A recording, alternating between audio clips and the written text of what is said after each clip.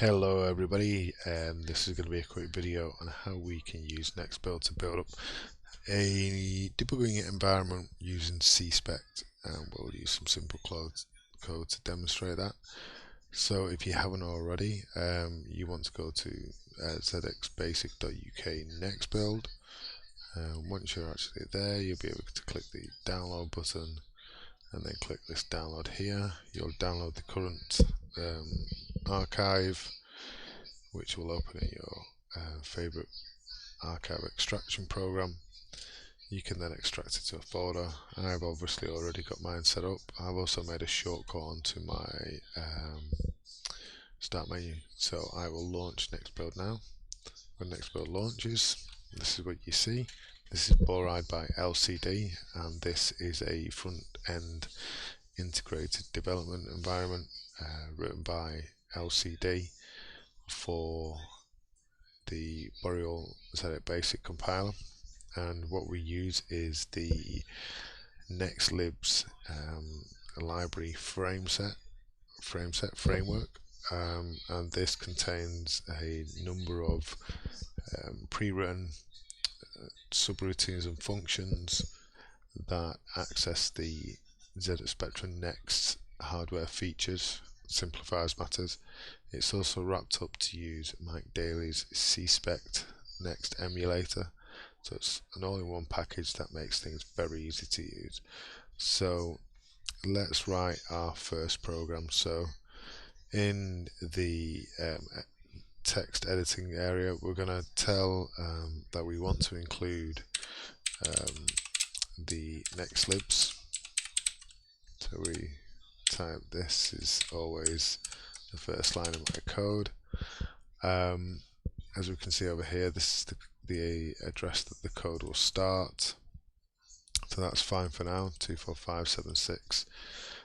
We'll do a simple program. We'll do an assembly program, so we'll tell the compiler we want to do an assembly block, an end assem, and I am going to just simply issue a break command. And the break command is a special opcode that works within CSpect that will initialize the debugger as soon as it hits that particular opcode.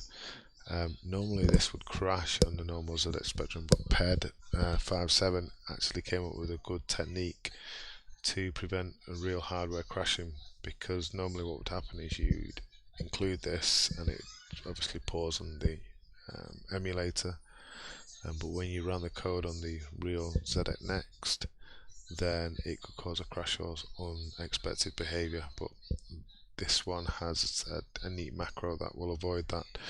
So that's our first program. I'm going to tap F9 and you'll see this will start to compile. Actually I got an error, and the error was that this is incorrect because it's NextLib. Let's do that again. So we'll tap F9.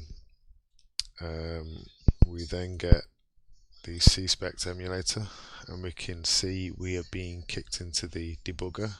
If I press the cursor arrow up, you can see there's our break command, and this is the trick that I was talking about. These couple of extra knocks on pop BC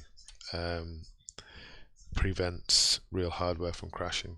So as you can see, there's nothing in our program. We could press F7, F7, F7, F7, and you can see pretty much that's the end of the program, and it returns to where it was called. So we'll just close that for now. We'll add some code, so we can say load A with 2, and then let's change the border color, which is port FE. Let's do that. So let's run that again with F9, and up it pops again. So we can see the break again. The end of the break happens after the pop BC.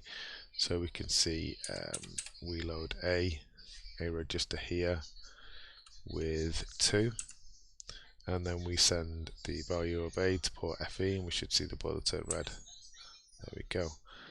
So that's quite easy to do. We could make this code slightly more complicated. We could do a loop, so we could say we'll call this border loop, and we could say jr border loop, and what we could do is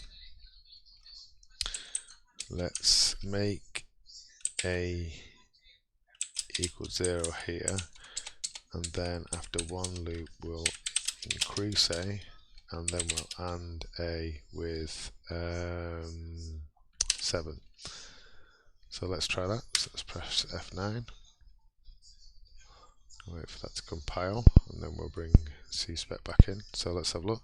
Remember, our code starts after the pop BC, so we load a with 0, we then output that to the border, so we get a black border. We increase a to 1, we make sure it's less than 7, which it is, so then we jump back to border loop and we should go to blue, and then if you keep tapping F7, as we can see, it should keep changing the colour. So we'll press F1 to drop back into normal speed emulation. You can see that the border going crazy. We could add a hole in here. Let's do that again. I'll press F1. We can see there it's changing in time now. There's another trick you can do, which is more of a timing trick. So we could say delay wait, and what we're going to do here is load b with a particular value. So let's load b with 16, and we'll add a no opcode and we'll say decrease and jump 1 not 0 back to delay wait. So what will happen here is we'll load b with the value of 16, we'll initialize another loop label, we'll wait for t states, I think it is for a NOP, dj and z will decrease b, and it will jump, if it's not 0, back to delay wait, and then it will drop out to the border loop, back around and around. So we'll take out the break now, because I'm not too bothered about that. Let's run that, F9, and there we can see we've got a slower border effect. We could increase this time to, let's say, 32. Let's F9 that and wait for that to come in, and you can see it's slightly larger now. With CSpect you can press the F keys, F5 for 3.5, F6 for 7, F7 for 14, F8 for 28. MH said that is, if you want to drop back into the debugger at any time, you can press F1, and you can see the code has been set up with our label addresses, so you can see the delay wait. So let's have a look what's going on. Let's get this all the way. What we'll do actually is bring back the break, and then we'll press F1. F9, sorry, and we'll recompile. So we've dropped back in. Remember, our code starts after BC, so we make sure that A is 0. We then change the border. We then increase A. We then make sure it's between the value of 7 and 0. And then what we do here is we load B with 20 or 16. 32, sorry. We wait a NOP. We then decrease B, which we'll see happen here, and because it doesn't equal 0, we'll jump back to delay wait. Another NOP. There we go. We can see BC going all the way down. And once it equaled 0, it jumped out of the loop and back to border loop. And I'll hold my finger down on F7 as you can see that code running. Okay, so that's a small example of running some quick assembly code. Obviously you can also use basic style code. So let's do some simple basic x equals 0 to 23, should be y really. Print at y by 0. Next build great. Let's return. I'll type next. I always like to do a never-ending loop at the end of the code. So let's press F9. This will compile over here. Okay, why can't I see anything? It's because the ink is 7, which is wrong. And what I'll do, I'll put a pause 0 in there, so I'll be able to press a key and then you could see it. Do the text on screen. So we'll bring it over here, so it's waiting for a key. There we go, NextBuild is great. We could go slightly further and say we'll keep doing this loop.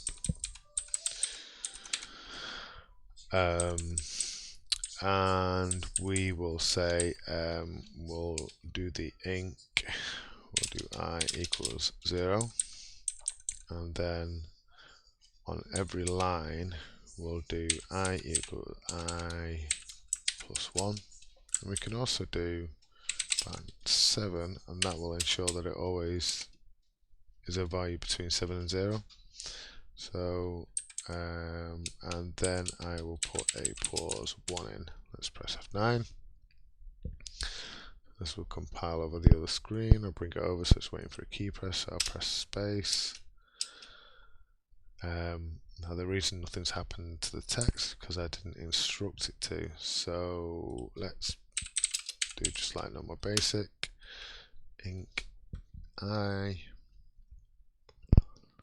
Bring this over here, waiting for a key press, and as you can see, there you go, it fits perfectly into the number of lines. So what we could do is do another one of these here, and that will just upset the division slightly, and it will mean that the colours keep changing or moving upwards.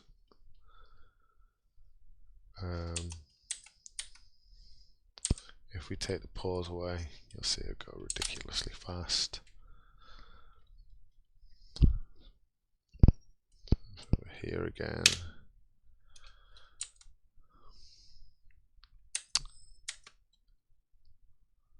So there we go. So I hope that's been useful for you. Do check in for another video soon. If you have anything that you would like me to cover, let me know in the comments below, and thanks for watching.